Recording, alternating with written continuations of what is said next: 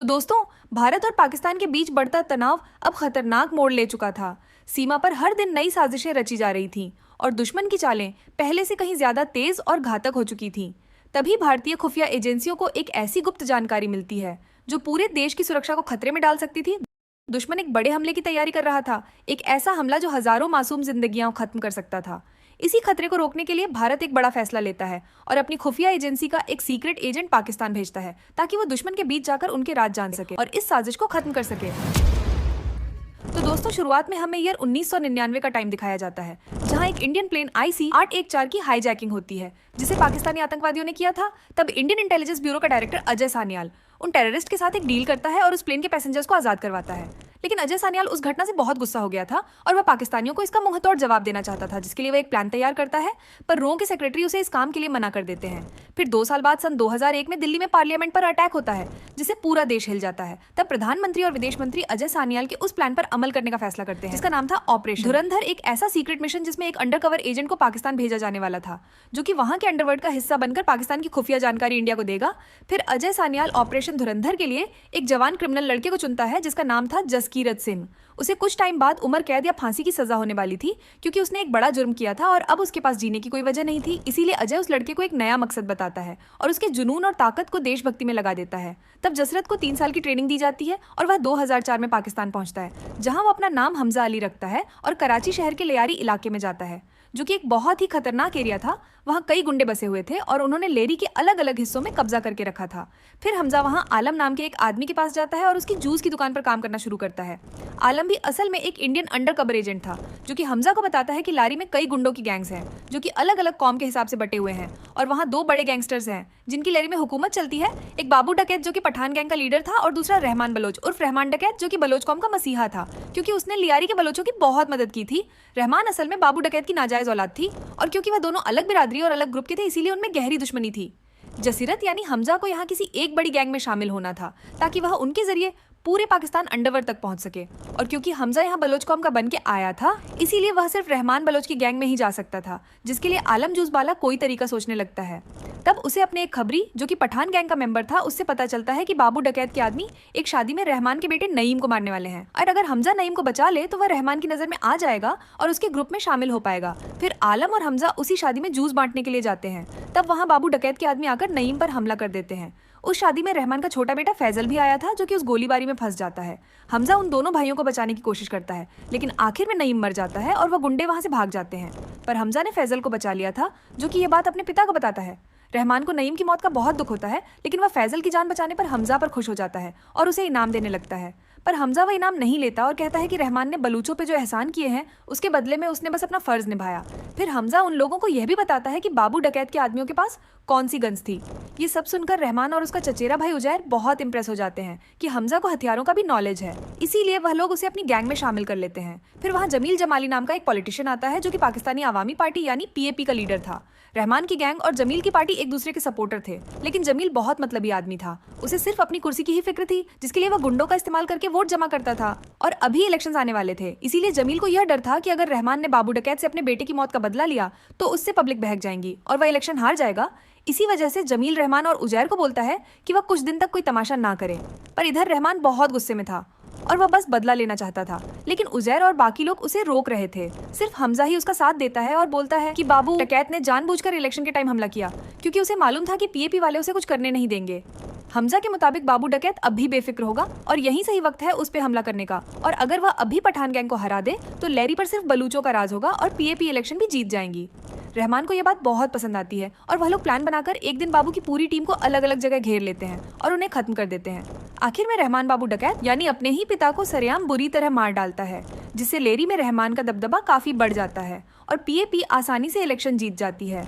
इसके अलावा अब हमजा रहमान का सबसे खास आदमी बन जाता है और उसके सभी काले धंधे संभालने लगता है, जिसमें सबसे मेन काम था नकली बंदूक और बारूद का बिजनेस। इस सब के बीच में हमजा जमील की बेटी यलीना से प्यार हो जाता है, जिसे पटाकर वह उसके साथ काफी वक्त बिताता है। फिर सन 2008 में रहमान की मुलाकात खनानी ब्रदर्स नाम के 2 बड़े बिजनेसमैन से होती है, जिनसे वह दोस्ती कर लेता है। वह दोनों भाई रहमान को पॉलिटिक्स में उतरने बोलते हैं, जिसके लिए वह तैयार हो जाता है।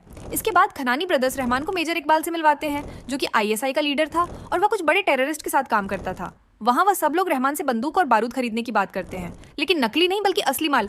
इस पर उज्जर उन्हें बताता है कि वह लोग सिर्फ नकली बंदूकों का ही बिजनेस करते हैं।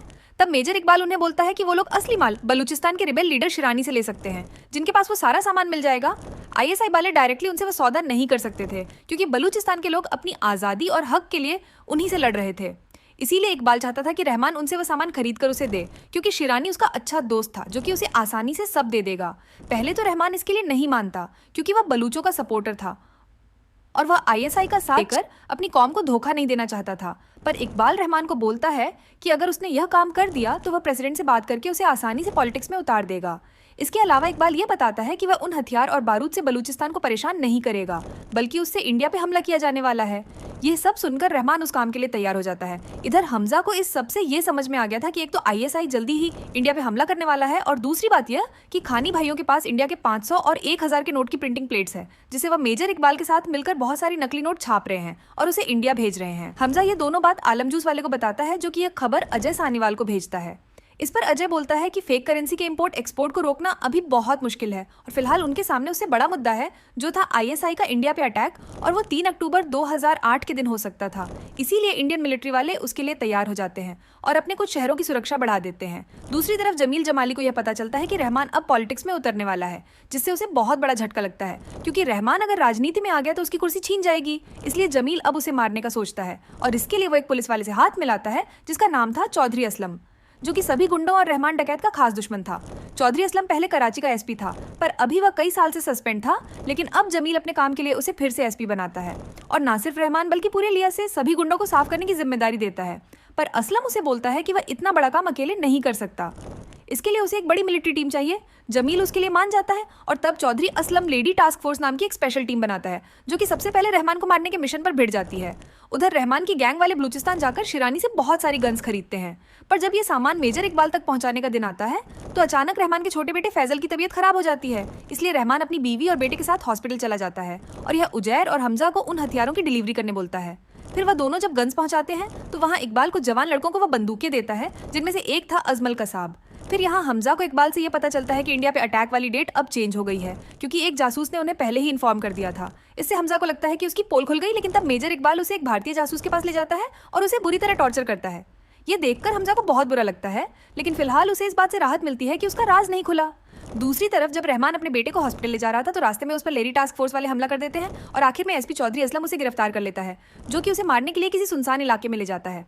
उधर जब हमजा और उजैर को रहमान की गिरफ्तारी के बारे में पता चलता है तो हमजा को घर के एक नौकर पर शक होता है कि उसने फैजल के खाने में कुछ मिलाया था, जिससे वह बीमार हुआ, ताकि रहमान वह हथियारों की डिलीवरी छोड़कर उसे हॉस्पिटल ले जाए और गिरफ्तार हो जाए। इसलिए हमजा घर जाकर उस नौकर को बहुत पीटता है और उससे सवाल पूछता है, जिससे उन्हें पता चलता है कि यह अरशद पप्पू नाम के एक गैंगस्टर के लिए काम करता है, जो कि बाबू डकैत का साथी था। फिर उजर और हमजा जमील को फोन करके बोलते हैं कि वह रहमान को एसपी की कैद से छुड़वाए, जिसके लिए यह हाँ कहता है, पर असल में इस पूरे मैटर में उसी का हाथ था, इसीलिए वह बेफिक्र होकर टाइम पास करता है। इसी दौरान हमजा को जमील की बेटी यलीना एक चीडियो भेजती है, जिसमें उसका पिता एसपी असलम और अरशद पप्पू के साथ मिलकर रहमान को मारने की बात कर रहा था। यलीना हमजा से बहुत प्यार करती थी, इसीलिए उसने उसकी खातिर अपने पिता की जासूसी की। तब हमजा यलीना को अपने घर जाकर वहीं पर रुकने बोलता है। इसके बाद वह जमील को यह वीडियो भेजता है और उसे कॉल करके बोलता है कि अगर उसने रहमान को नहीं छोड़ा तो वह उस वीडियो को वायरल कर देगा और यलीना को मार देगा। ये सुनकर जमील बहुत डर जाता है और चौधरी असलम को फोन करके उसे रहमान को छोड़ने बोलता है, लेकिन एएसपी उसकी बात नहीं मानता और रहमान को मारने की तैयारी करता है। उधर हमजा को जब बारे में पता चलता है तो वह उजैर और कुछ गुंडों के साथ लेडी टास्क फोर्स के ऑफिस पहुंच जाता है और वहां वो लोग सभी पुलिस वालों को मारने लगते हैं। यह खबर जब एसपी असलम को मिलती है तो उसे अपने साथियों की जान बचाने के लिए रहमान को छोड़ना ही पड़ता है। इस तरह से हमजा ने उसे मौत के मुंह से बचा लिया, जिससे रहमान उस पर फिदा हो जाता है और उस पर बहुत ज्यादा भरोसा करने लग जाता है। फिर आता है 26 नवंबर 2008 का दिन, जब आईएसआई के कुछ टेररिस्ट मुंबई पर अटैक करते हैं। ये देखकर मेजर इकबाल, खनानी ब्रदर्स और रहमान बहुत खुश होते हैं, पर हमजा को इससे बहुत दुख होता है क्योंकि वह उस हमले के बारे में पहले से इंडिया को बता नहीं पाया। इसीलिए वह गुस्से में इकबाल, उसके साथी और रहमान को मारने का सोचता है, लेकिन आलम उसे रोक देता है और बोलता है कि उन्हें जोश के बदले होश से काम लेना होगा, क्योंकि अगर वह पकड़े गए तो उनकी सारी मेहनत बर्बाद हो जाएगी। इसी वजह से हमजा थोड़ा सब्र करता है और सही वक्त आने का इंतजार करता है। फिर 2009 में रहमान डकैत खुद की एक पॉलिटिकल पार्टी शुरू करता है जिसका नाम था पीपल्स अमन कमेटी, जिसका सपोर्ट पाकिस्तान का पीएम कर रहा था, क्योंकि मेजर इकबाल ने उससे रहमान की सिफारिश की थी। रहमान को पॉलिटिक्स में खड़ा देखकर जमील को बहुत बुरा लगता है। इस सब के ऊपर अब यलीना भी अपने पिता का घर छोड़कर हमजा के साथ ही रह रही थी, जिसे जमील को और तकलीफ होती है। फिर एक दिन हमजा यलीना को बोलता है कि वह अपने पिता को वहां मिलने बुलाए। तब हमजा जमील को बोलता है कि उसने आज तक अपनी कुर्सी बचाने के लिए कई गुंडों से हाथ मिलाया, लेकिन वह उसे कभी भी धोखा देकर उसे लेरी छीन सकते हैं। इसीलिए अगर उसे राजनीति में अपना दबदबा कायम रखना है तो किसी ऐसे इंसान का साथ दे जो उसका रिश्तेदार हो और उसे वफादारी निभाए। मतलब हमजा इनडायरेक्टली जमील से उसकी बेटी का हाथ मांग रहा था, और जमील को भी यह बात पड़ जाती है कि अगर उसने रहमान और अरशद जैसे गुंडों का साथ छोड़कर हमजा को अपना दामाद बनाया तो वह उसकी मदद से पूरे कराची और पाकिस्तान पर राज कर पाएगा। इसीलिए जमील वो रिश्ता कबूल कर लेता है। तब हमजा उसके साथ मिलकर रहमान को मारने का प्लान बनाता है, जिसमें वह एसपी असलम को भी शामिल करते हैं क्योंकि वही एनकाउंटर करके रहमान को मारेगा। फिर हमजा और यलीना की शादी होती है जिसमें सब लोग आते हैं। वहाँ मेजर इकबाल रहमान को बोलता है कि वह 15 अगस्त 2009 के दिन अमृतसर में मुंबई जैसा हमला करना चाहते हैं, जिसके लिए उसे हथियार चाहिए। तब रहमान और बाकी लोग शिरानी से माल लेने की तारीख सोचने लगते हैं, और क्योंकि उस वक्त बाकी लोग नशे में थे इसीलिए ये काम हमजा करता है, और वह जानबूझकर एक ऐसी डेट चुनता है जिस दिन एक और प्रोग्राम था ताकि आधे लोग कहीं और चले जाएं और वह रहमान को मार पाए। फिर 9 अगस्त 2009 के दिन रहमान की पार्टी एक वाटर पाइपलाइन का उद्घाटन करने जाती है। वहाँ उज्जर को शिरानी का कॉल आता है हथियारों की डिलीवरी के लिए, इसीलिए उजैर कुछ लोगों के साथ वहाँ चला जाता है। तब हमजा उस उद्घाटन से लौटते वक्त रहमान की गाड़ी एक सुनसान जंगल की तरफ मोड़ लेता है, जहां आगे लिया टास्क फोर्स उनका इंतजार कर रही थी। रास्ते में रहमान को शक होता है तो वह गाड़ी रोकने बोलता है, लेकिन जब हमजा वो कार नहीं रोकता तो रहमान और बाकी लोग उसे मारने की कोशिश करते हैं। तब हमजा उस कार को थोड़ा आगे ले जाता है और एक जगह क्रैश कर देता है जहां एसपी असलम की टीम आ जाती है। फिर हमजा उस जंगल में भागने लगता है तो रहमान का एक आदमी उसका पीछा करके उससे लड़ाई करता है। तब हमजा उसे मार डालता है। उधर रहमान असलम से बच के जंगल में भागने लगता है और वहाँ उन दोनों की मारपीट शुरू हो जाती है। फिर हमजा भी वहाँ आ जाता है और एसपी की मदद करता है। आखिर में हमजा रहमान को पीट के बहुत घायल कर देता है और असलम उसके गले पर गोली मार देता है, जिससे वह मरने की कगार पर पहुंच जाता है।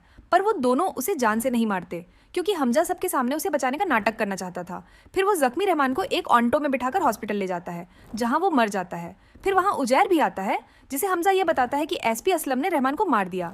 फिर ये न्यूज़ हर जगह फैल जाती है और सबको लगता है कि हमजा ने रहमान को बचाने की पूरी कोशिश की, इसीलिए वह सबकी नज़र में हीरो बन जाता है। फिर हमजा अपने घर जाता है और अपनी डायरी में से रहमान डकैत का नाम काट के दूसरे टेररिस्ट को मारने की तैयारी करता है। अब दोस्तों, इसके आगे की कहानी हमें धुरंधर पार्ट 2 में दिखाई जाएंगी, जिसका वीडियो हमने कुछ दिनों पहले ही अपलोड कर दिया है। और उस पार्ट में हमें जसकीरत सिंह की बैंक स्टोरी पता चलेगी और बाद में वह रहमान की जगह लेकर पाकिस्तान के अंडरवर्ल्ड को तबाह करेगा।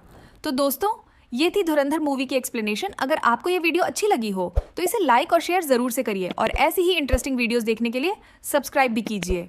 धन्यवाद।